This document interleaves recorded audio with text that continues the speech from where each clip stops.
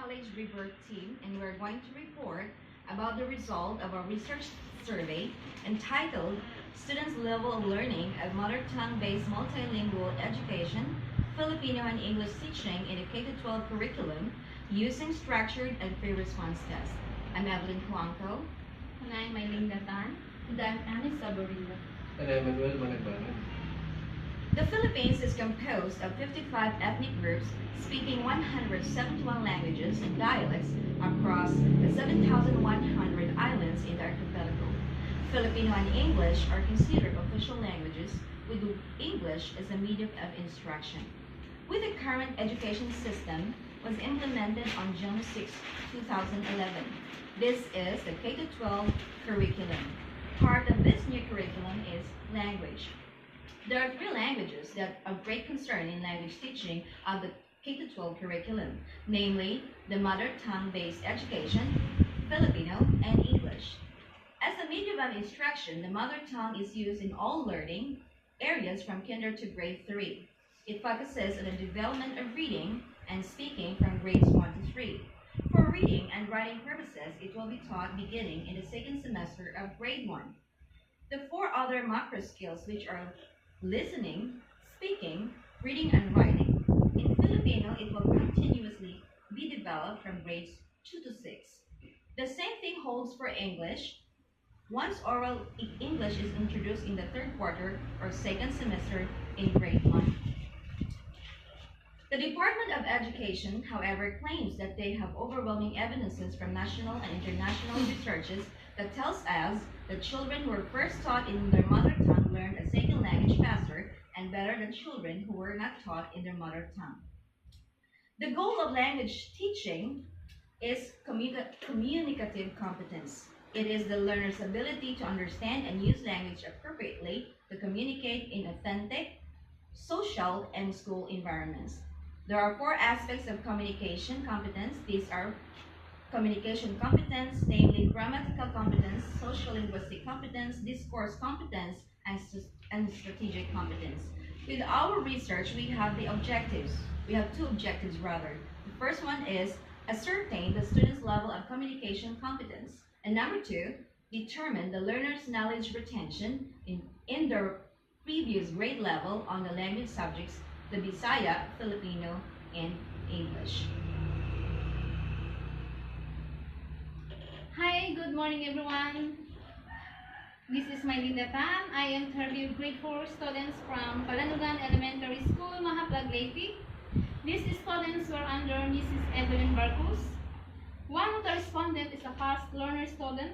Even though she is a fast learner, she has difficulty learning the mother tongue because she grew up in Manila. The other 2 respondents were Visayan natives. The degree of difficulty of learning the mother tongue is not that high because it is their own language. On the other hand, the teacher's feedback of the subject was that it is not difficult for her to teach the subject since most of the students are Visayan native speakers and they are not from private school. As we can see the result here, the fast learner student scored 5/15, while the 2 respondents scored 14/15 and 15/15. They show that the native speakers are most likely understand and be able to answer the survey questionnaire. Thank you. Okay. Now let me discuss with you the results of our test. We started with previous grade 6 pupils, and now they're already in grade 7. Now, as you can see in the table, I have tabulated the overall scores of the 3 respondents we have administered the test. We created codes for the respondents. We have R1, R2, and R3, which corresponds to the respondent number. And then, for confidentiality purposes, we have decided to give only the initials of our respondents. So, as you can see in the table, both English and Filipino subjects were administered to 3 respondents or pupils. It can be shown, it appears that students our pupils got remarkable scores in both English and Filipino subjects. Particularly in English, having two respondents obtained close to perfect scores, while in Filipino, they have obtained outstanding scores ranging from 14 to 16 points with total points of 20. To give you a categorical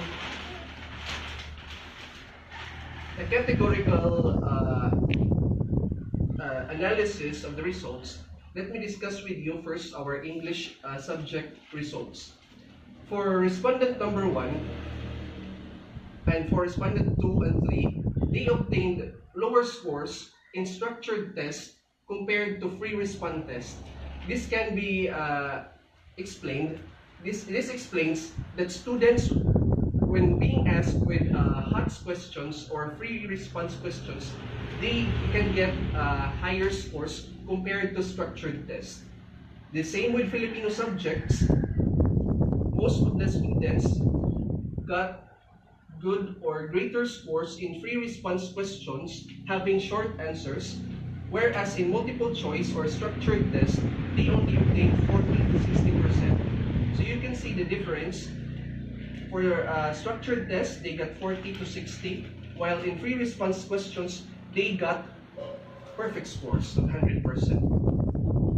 So overall, based on these results, it can be observed that pupils do well when they are being administered with questions that gives them opportunities to express themselves and construct knowledge on their own.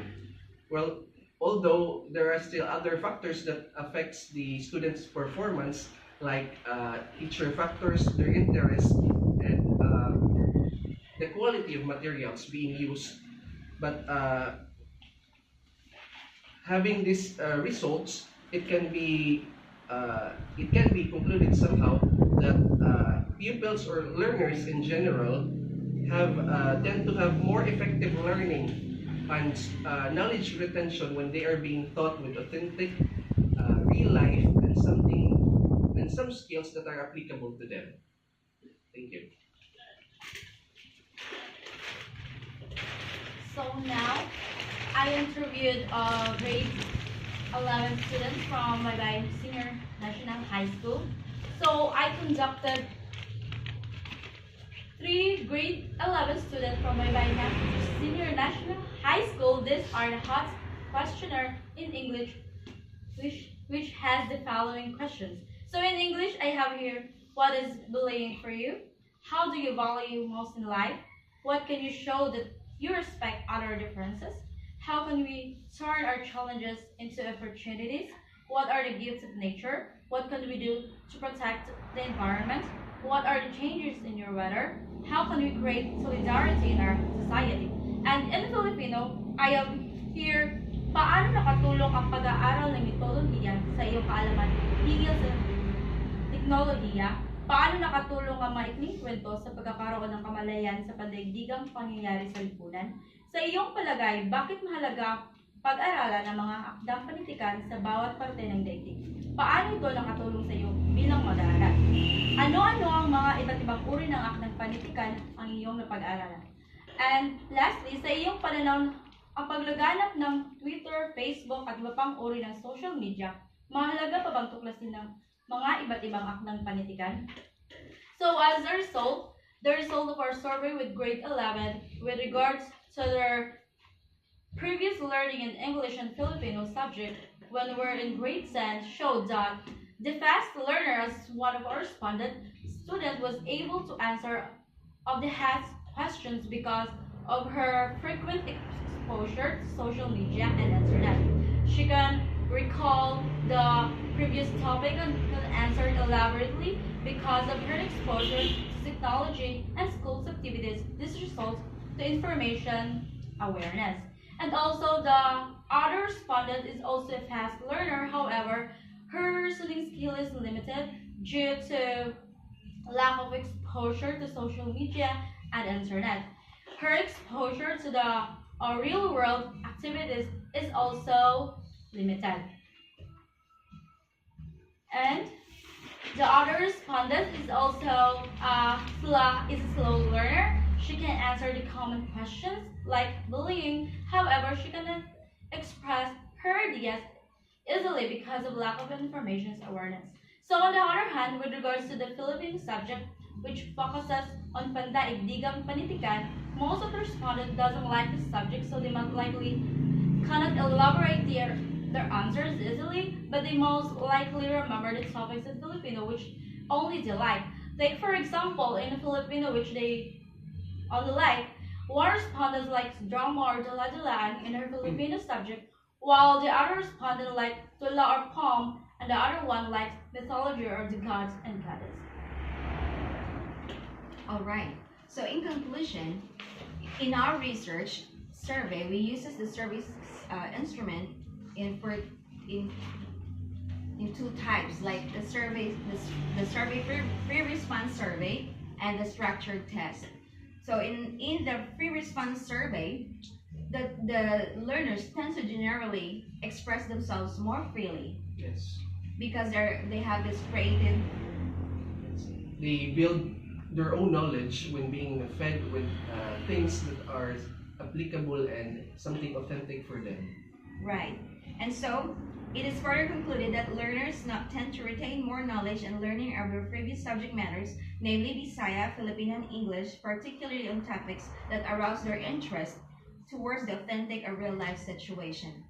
So for recommendation, it is recommended to conduct further in-depth research about the factors affecting the students' learning interest, teacher skill, and quality of teaching materials. For now, that is the result of our research study regarding of this subject matter. Thank you very much. Thank you. Thank you.